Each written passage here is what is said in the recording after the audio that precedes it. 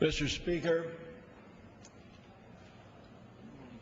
last Sunday, the front page of the New York Times included a story about the efforts of the Pentagon's public affairs operation to influence retired military officers now working as military analysts for some of our nation's largest media organizations. Mr. Speaker, I'm very angry about the issues raised by the New York Times story, as are many of my colleagues who've called me aside to discuss it.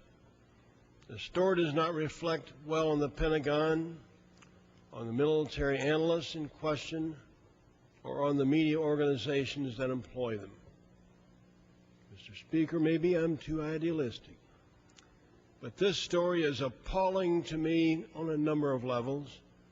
For me, it all comes down to trust and credibility.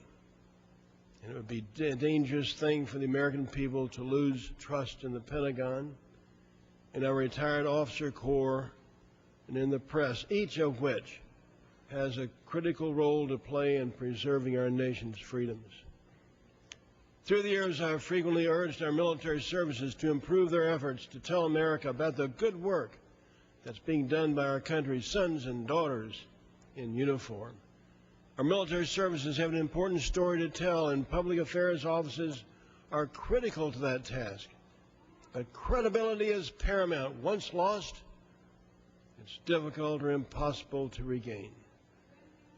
There's nothing inherently wrong with providing information to the public and to the press, but there's a problem if the Pentagon is providing special access to retired officers and then basically using them as pawns to spout the administration's talking points of the day. There are allegations that analysts who failed to deliver the message required by the administration mysteriously lost access to future briefings and information. I find this deeply troubling. We deserve to be able to trust the actions of the Pentagon. We also deserve a retired officer corps that is worthy of the respect it receives from the American people, who place great faith in their judgment and their loyalty to our nation. Americans trust our active duty and retired military, and rightly so. I know a number of the retired officers employed by the media as military analysts to be honorable people, but the special access they are alleged to have received and the circumstances of their employment without proper disclosure of their outside interests or biases raise a number of uncomfortable questions that deserve serious answers. Which master do these analysts serve? The United States government, which supplies their retirement pay? The Pentagon, which may reduce the amount of analysis they actually need to do by providing detailed talking points promoting the current administration's message agenda?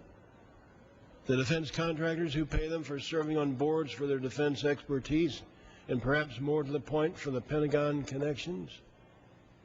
Will their analysis, either by design or just by lucky coincidence, result in contracts or other advantages for the companies from which they take home a paycheck?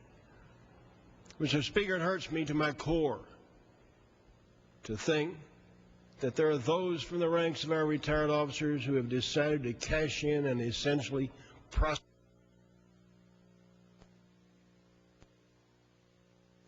defense. I would hate to think that because a few people have blurred ethical boundaries and cashed in on their former positions that we might tarnish the military's hard-won reputation for professionalism and objectivity and love of country first and foremost. Finally, I think our media have a serious responsibility to disclose potential conflicts of interest when they do their reporting. This applies to all of their stories, of course, and not just to those that include retired officer military analysts. I understand that different organizations have different rules, but perhaps it would not be out of order for our journalism schools and professional journalism organizations to develop ethical guidelines for dealing with such issues. Mr. Speaker, our nation's military exists to protect America's freedoms for its citizens today and for the future generations. The First Amendment guarantees the right of all Americans, including retired service members and members of the press, to speak freely and without restraint. But with our rights come responsibilities to act honestly and ethically. I have no doubt we will continue to discuss these matters in the days ahead. I yield back, Mr. Speaker.